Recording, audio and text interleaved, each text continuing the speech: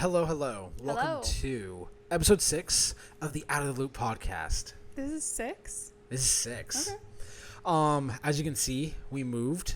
We have this gorgeous plant here. Yes. Our new friend, Fiddle Leaf. Fiddle Leaf. What's his name? We need to name him. Well, he could be named Fiddle. That works for me.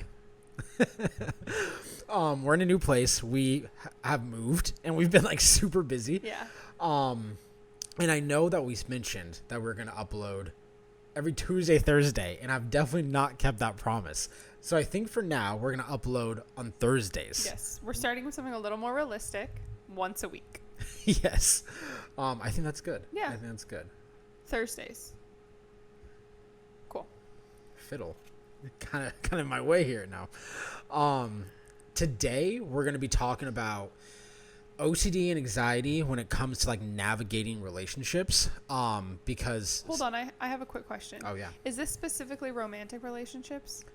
It could be any kind of relationship. Any kind of relationship, okay. Let's open the floor. Okay. A lot of you guys have have DM'd me and stuff like that, and have asked me oh, how do you and your wife handle it, or what do you guys do, and things like that, because it seems like a lot of people struggle with it. Yes. Because it is something that is so hard to live with, both OCD and anxiety. And if you're in a relationship, you probably feel it with your partner, whether or not it's you that deals with it or your partner that deals with it, or both. That's right. And before we get started, we do have a a submission. Wait, let's just do our little disclaimer first.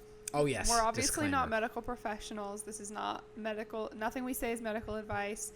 And also, we saw somebody comment. Was it on the podcast or was it on a clip?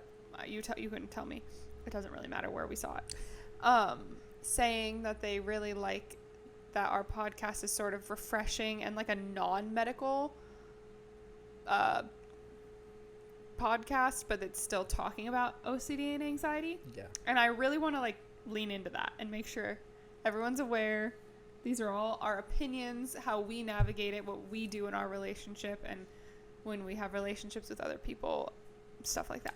And we're not professionals at all. Oh, no, not in the slightest. We're not psychologists. We're not therapists. We're sufferers. We suffer from these things. Yes. So, so we're going to share the submission, the write-in. They wrote into the email, Addison@mindmattercollective.com. And if you guys want to share something on the podcast, give us an email, share your story. We'd love to read your submission and kind of share with others kind of your experience. So without further ado, they're probably also our number one supporter, so shout out. I feel for the first time I noticed I had anxiety as a kid was when I had to ask my parents and other people in my life a question 3 times. For example, let me read that. Let me start over. Why are you starting over? I said that perfectly. Did fine. I? Okay. See, this OCD is getting to me. I was did I read that right? I had to ask my parents and other people in my life a question 3 times. For example, if I wanted to go to a friend's house, I would ask my parents 3 times if I could go to so and so's house to be sure that they wouldn't change their minds. This only happened when I needed to ask permission for something. Another thing is I also had a huge fear of being alone, and when I walked home from school one time, someone threw their cigarette butt out their window and it hit me in the face. And I swear this person was out to get me, so I ran all the way home and constantly checking doors and windows, all hiding places in the house, LOL. I was also caring for my 2 siblings, and they learned that fear from me, sadly. And I was only 10 at the time. Did you share about your coming home from school story? I think I did in the last podcast. Maybe that's where that came from. And I emailed this person back and kind of explained that I dealt with something similar. And thank you so much for writing in. Yes, have dealt with quite similar things. When I was 10, I would also have to walk home from school and be super paranoid of every single person, car that I saw or anything, thinking they were out to get me. And being if I saw someone look at me a little bit weird while driving, I would just run home. So I definitely get that. Yeah, absolutely. The cigarette. I used to preemptively just hide from every car that was. I think I shared that in a previous podcast. Yeah, walking home. Yeah, the cigarette butt would have threw me overboard. I just would have been oh no, I'm toast. Toast. Yeah. It's so funny as you age and you, like when you're a kid, you just think you're having this like uniquely horrifying experience. And then as you age, you realize that like so many people deal with the same things and we're all just kind of in it together.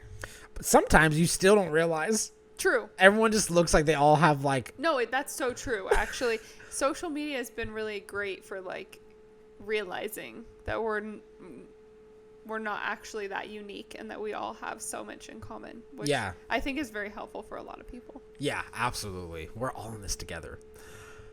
So without further ado, navigating a relationship whilst having OCD and anxiety. Yes. I think it's interesting. Yeah. And there's so many variables, right? Because do both people in this said relationship have OCD or anxiety? Does just one person? Yeah, we're definitely not of the variety of couples that where like I'm super chill or Reagan's super chill and then the other person is like, oh my gosh, like I'm freaking out.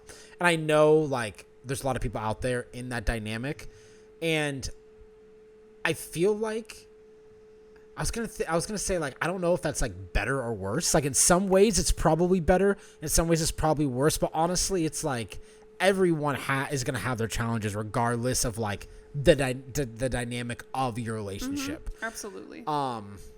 I've thought about this before actually, because you see that. I feel like you see that a lot. There's always something online talking about, from the girl's perspective, talking about how like they're stress and anxiety and they're like running around and freaking out, and then the husband or the boyfriend or whatever is always like do like so chill. And I've thought about it before and I'm like, dang, like no offense, I've been like it must be so nice to just like have somebody who's like not making your anxiety worse, not freaking out. But at the same time, how annoying would it be for them to never understand what you're going through?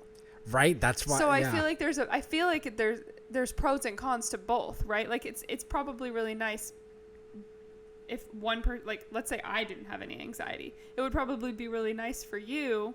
Yeah, to be like, oh yeah, she's super chill. Like I don't have to worry. Exactly. Like it's just all in my head. Like if you're spiraling, I can like reel you in rather than spiral with you. Yeah. But at the same time, then I could just maybe be dismissive or something because I think you're being annoying. Sorry for the first 10 minutes of this podcast. You've heard like an airplane in the background. That was just our mini little toaster. We're making some dinner at the same time we're filming this. So yeah, any relationship dynamic, it's just going to have its challenges for sure. Because I feel like us specifically, and we've been together since we were 14 years old. So we've been together for like over 15 years at this point of our lives. And sometimes it's still like not that easy for me to, I feel like, make you feel super comforted when you're having like a lot of anxiety about something, or like vice versa. If I'm having like a lot of OCD or anxiety about something, that you don't really like trigger as like the same, fear or anxiety or whatever it is. It's true. We do have a lot of overlapping anxieties, but we also have a lot of not overlapping anxieties. Yeah. And it's tough. And like we've been together for a long time and it's still tough. Yeah. And I feel like it just like anything, it like kind of goes in waves where like sometimes I feel like we're able to console or understand each other better than other times. And then sometimes it's just depending on what you're like going through. Sometimes it's just hard. You know what I mean? Regardless. Then you just have to find like other ways. But I feel like one thing that specifically has like helped me more so has just been being like, I don't know, more like transparent and open and letting you know what I'm dealing with and kind of talking it out, but try not to ask for like reassurance about everything, but just like letting you know, like, don't sit here and act like you don't ask for reassurance. Definitely ask for reassurance. I definitely do, which you're not supposed to, guys, but shoot, it feels good for like that 2 seconds.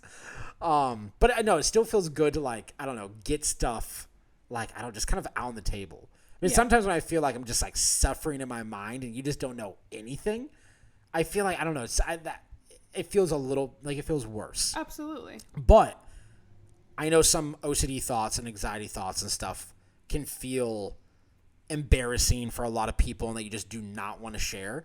And we've been together for a long time. And I would say probably the majority of our years, and we've been together since high school, I probably did not share the majority of what I've thought about, like mentally, like going through thought cycles and all that kind of stuff. Well, I also feel like we were talking about this on a previous episode, but even so many of your little like quirks and things, I didn't even realize. I don't even know when I realized you had OCD. Like, I don't even know at what point you made me even aware of it consciously.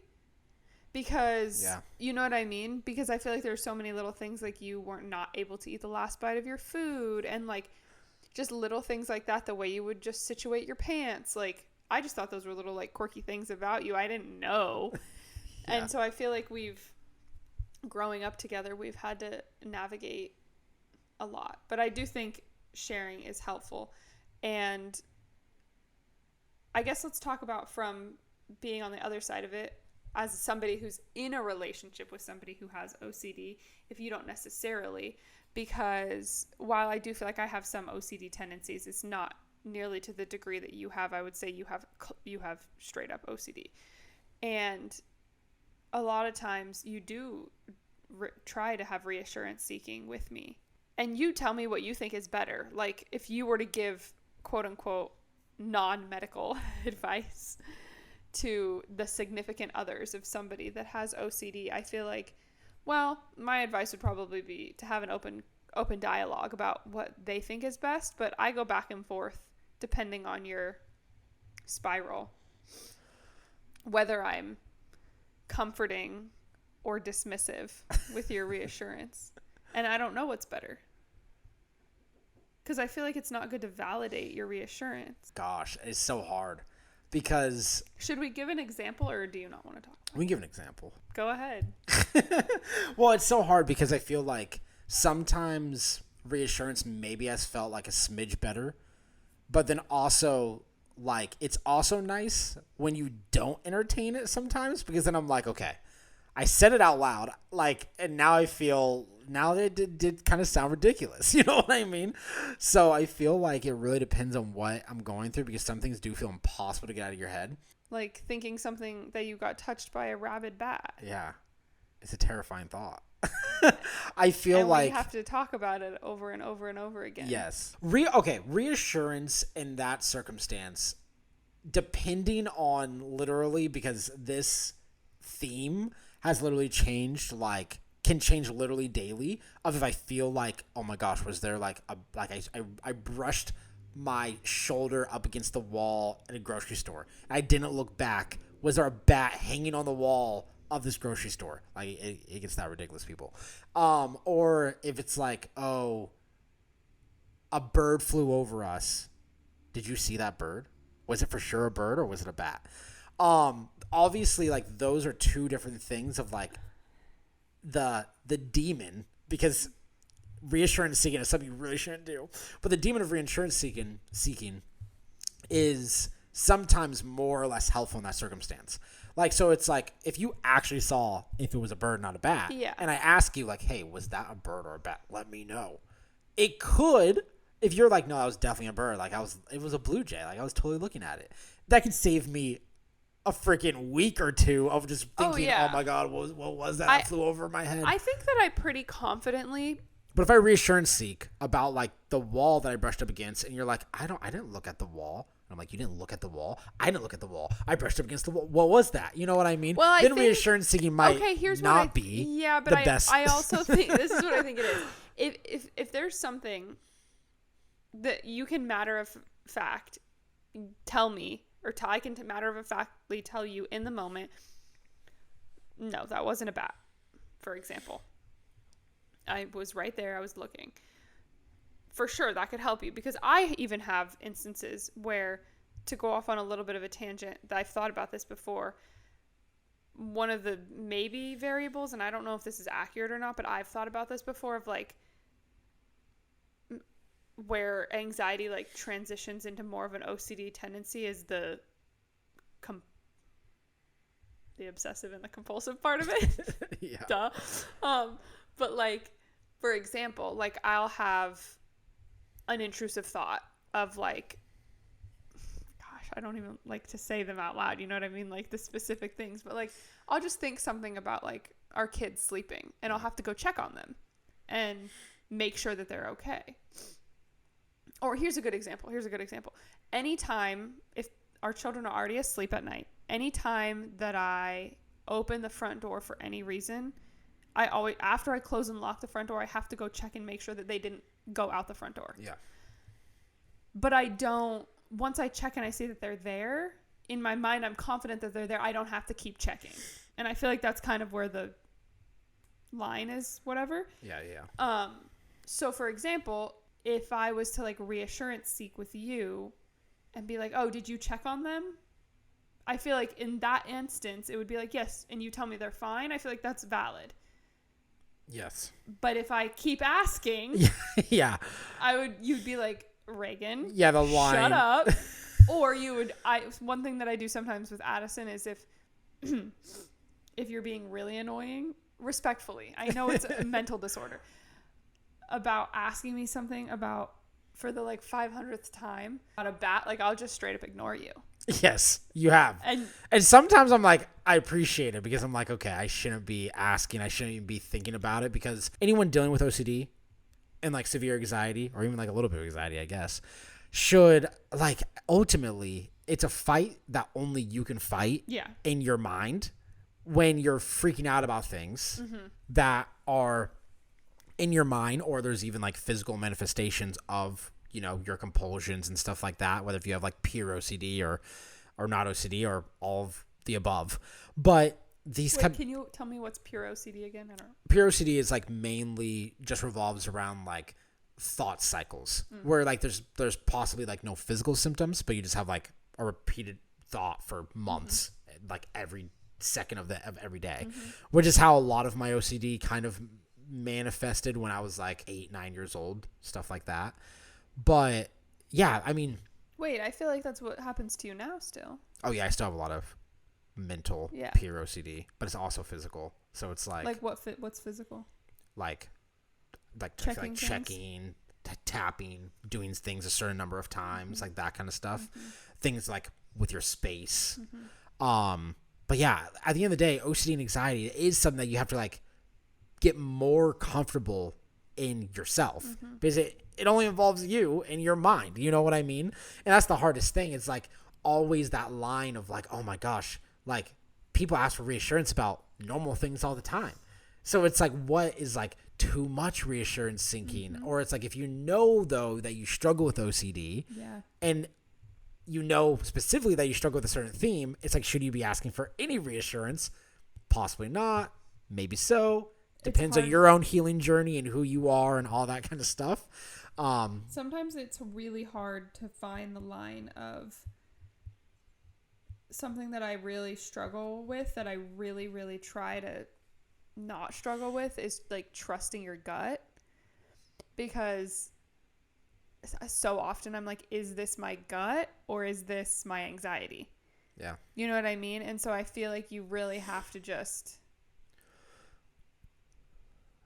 trust your gut. Figure it out, right? Like that's the hardest part, because like OCD and anxiety, like it's literally, you know, freaking out or internalizing a bunch of normal shit that pretty much like goes haywire in your brain. Yeah. Like, right, we wouldn't have OCD or anxiety if there wasn't a slight possibility, right, about something crazy that could happen, but it's most likely not going to happen. And a lot of people freak out. And obviously that's like, you know, maybe a certain form of like OCD or anxiety. But specifically, like I was thinking like, you know, having anxiety about, you know, driving or the brain eating amoeba or whatever. It's like, because the problem is that you hear people that contract something or something happens to them. So then your brain registers it as like, oh my gosh, there's a possibility. Yeah. And then of course us OCD and anxiety people just can't forget about that possibility. Yes. Wait, can we reel this back into relationships a little bit? We went on a tangent, I feel like, all of a sudden. Yeah. So. But I feel like it's a really good, like, practical example of, like, kind of how, like, what happens with us. Yes, absolutely. I also feel like it's something that is very important and I think that this has actually been super helpful since you've started talking about OCD more on social media and made it more like a public thing, that I feel like there's just been some instances in our life with, you know, friends and family that it's just been like, it's gotten a lot more easier because I feel like you haven't had to necessarily explain it as much, your OCD. So like now it can kind of, it's just become a little bit of a thing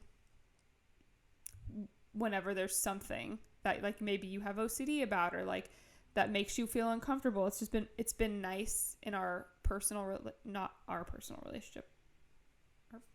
relationships around us with other people to just be straightforward with people about, oh, like we're not going to do that. Like that would make us uncomfortable. Or like, and I feel like sometimes it's hard because there have been so many instances in my life where I've tried to lie or make up an excuse or whatever. And I feel like it's been very like a really important thing if you are somebody that struggles with OCD or anxiety is to just like, and this is obviously easier said than done, but just like accept that you can't control how people are going to think about you and like to be comfortable, you know, to just be straightforward.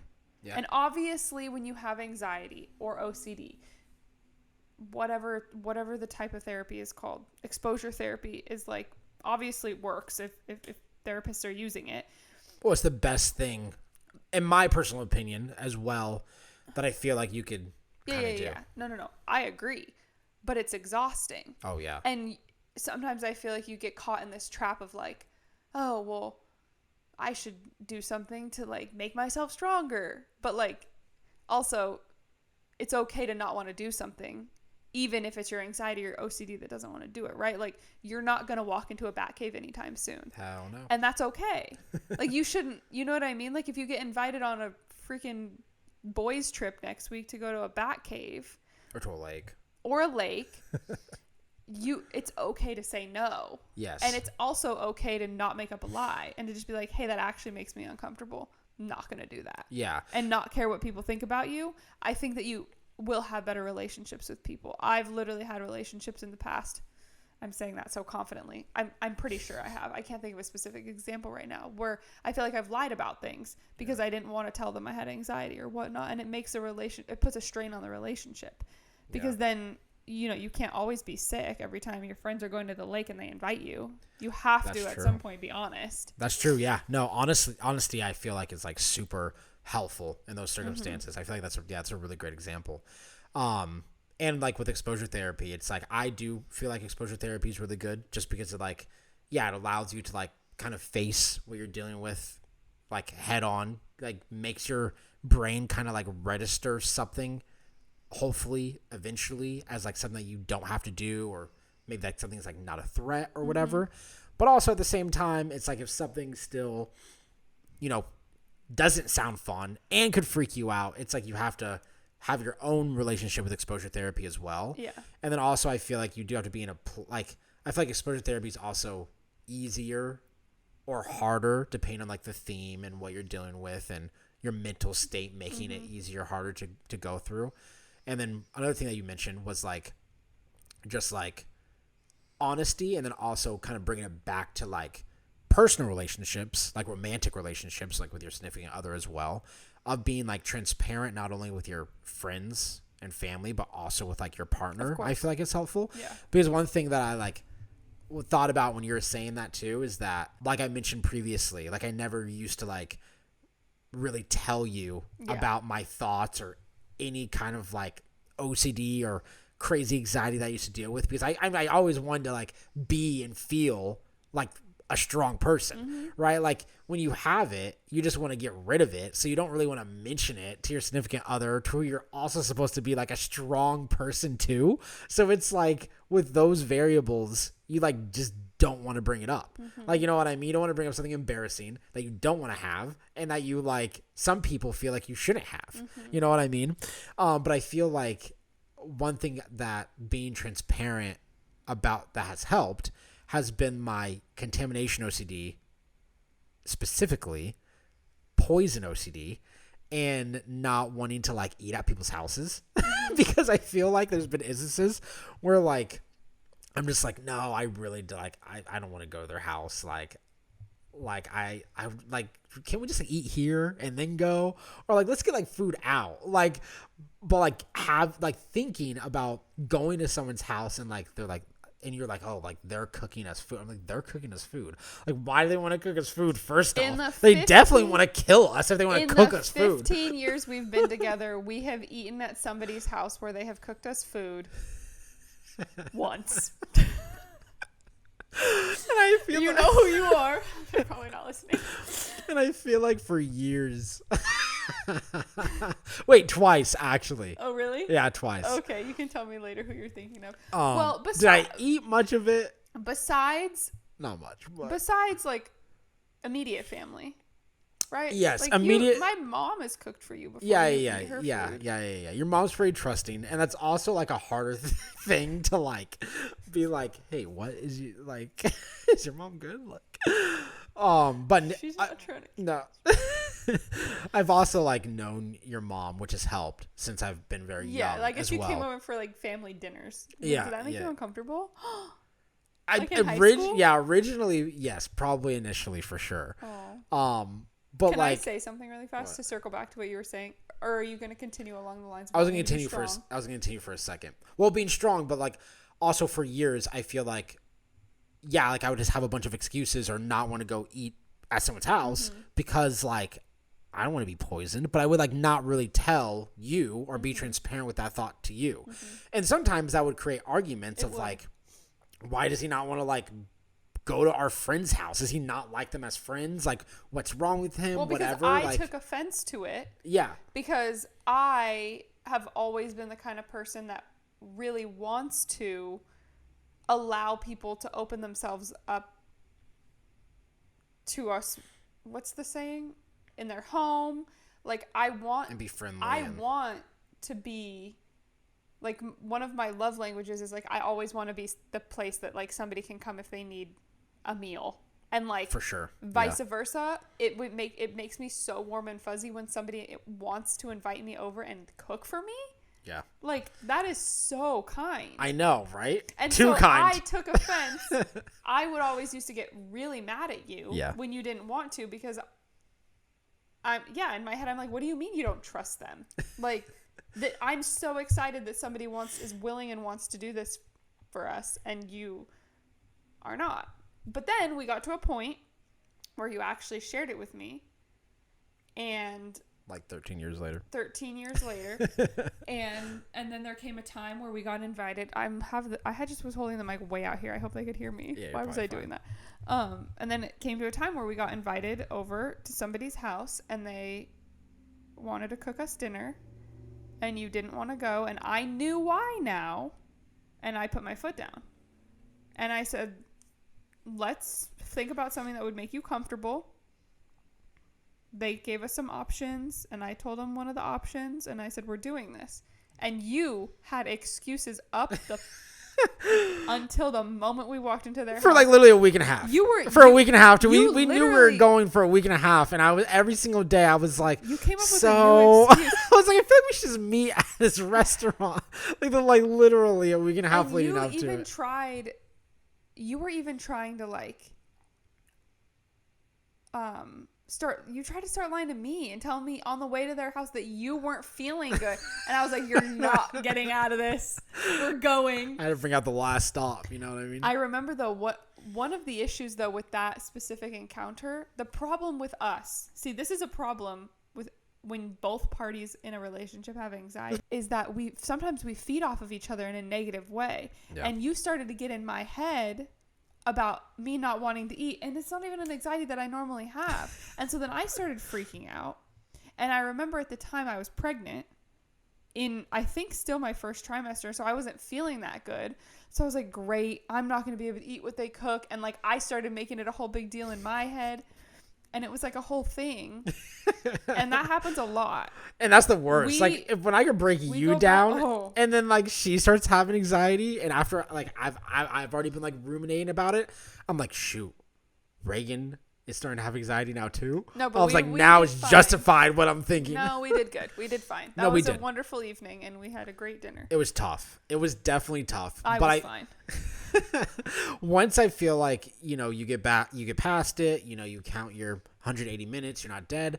I feel like, you come out of the house, you come out trusting them. On the other side, with, way better friends and trusting them and all that kind of stuff. I just thought of the second time that we ate friends. Yeah. We ate dinner. ate friends. We're cannibals.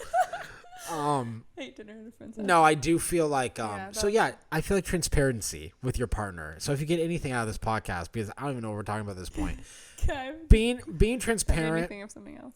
Being transparent about all this stuff, as challenging as it can be, because you could be dealing with very challenging themes, very challenging anxiety, but I would be transparent when you can. Absolutely. Because I feel like it definitely has helped. And I think it's also worth mentioning that like it's so funny to like not funny. It's so easy to like laugh and think about it in the past and like find it so funny. But like in the moment, those anxieties, OCD themes literally feel like life and death. Like it's literally your fight or flight. You're freaking out. Like something in your brain is just like, I cannot step foot into that house and eat that meal. I will not see the other side. Yeah. And so it's, but I'm proud of you. Oh, thank you. And I feel like it's something like that. It's like when there's no obvious threat, I feel like it's, obviously there's more to control, right? Like sometimes it's scary with like bats or something because you can't control the bats. There's like just less to control in that situation. Yeah. But also to go off of really quick what you said about wanting to be strong and stuff like that, I feel like there's so much strength in also sharing your weaknesses. Yeah. You know what I mean? Because like for me personally, having been with you for so long and seeing we've had many, many extensive disagreements and just like arguments about silly things before we were all on the same both of us were all I guess that is what you would say on the same page with our anxieties and OCDs, that I feel like there's just so much strength in sharing your weaknesses. Yeah. And being able to talk about things that make you uncomfortable. And it also makes it easier for your partner to support you when that's true. They know, at least can try to understand where you're coming from. Yeah, that's very true. I know. Yeah, and understanding. I feel like I feel like that's the biggest takeaway. Mm-hmm. It's just trying to understand the other people, whether or not you guys both deal with something, anything, or you're trying to like paint a picture for the other person to like understand how you feel or what you're dealing with, and that sort of thing. I also think it's really cool to just ask people, because we've been in scenarios with friends that we didn't even have any idea that they struggle with anything at all.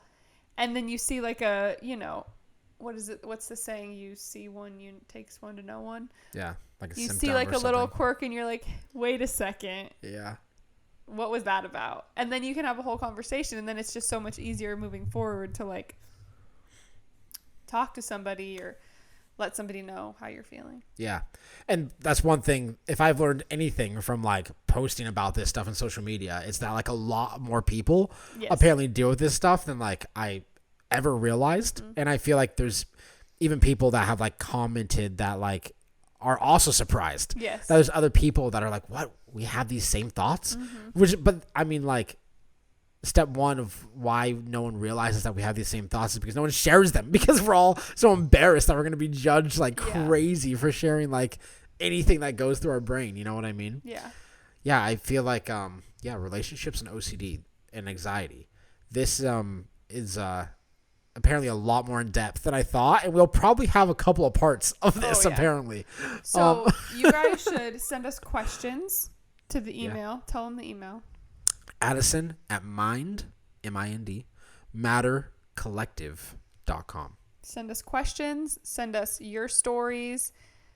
personal experiences that you have had, comments, things you want us to talk about. Yeah, maybe also even like maybe more specifics that you're kind of curious about, like how we handle what we go through in our relationship that we maybe didn't cover. Yeah. Because there is a lot that you could go into when it comes to this topic. So maybe if you guys like have any ideas that we could kind of go into about it, like feel free to write in. And also, once again, disclaimer, we're not professionals of any sort, which is for entertainment purposes only. So, yeah. Make sure you get the help that you need if you need it. That's right. That was beautiful. And any last words for this podcast episode? I don't think I have anything else to say. Nice. See, like an intrusive thought, literally just ending that because I couldn't say like any last words because I was like, if I say any last words, something's gonna like fly and knock us out permanently. Okay. I just say any last words in this podcast episode. All right, guys. People are gonna start like counting like any quirks. I feel like in episodes, I have to stop like outing myself now. You honestly, I didn't even catch that. Exactly. See that's the crazy part too, is that like I feel like people have so many things that like you just would never know. Oh yeah. Right. Sometimes, and it can be so normal, right? Sometimes I see you do things in public, and I'm like, you're not sneaky, but sometimes I don't even realize. Yeah. Man. Or did you even realize? Okay. You can make me go crazy. What? No. I was just going to say, did you realize when I said knock out permanently was just a way for me to avoid saying DEAD? Okay. Yeah, I did. I wasn't going to say it because if I called you out for it, I was going to have to say the words. So I just didn't. All right. This podcast is coming to an end, people. Write in, comment below. Like this if you're watching this on YouTube, I guess. But yeah, comment down below and just let us know anything. Or write into us once again at addison@mymattercollective.com. Just know anything. Say hey, even. Literally anything. And we'll see you guys in the next podcast episode. Peace. Peace.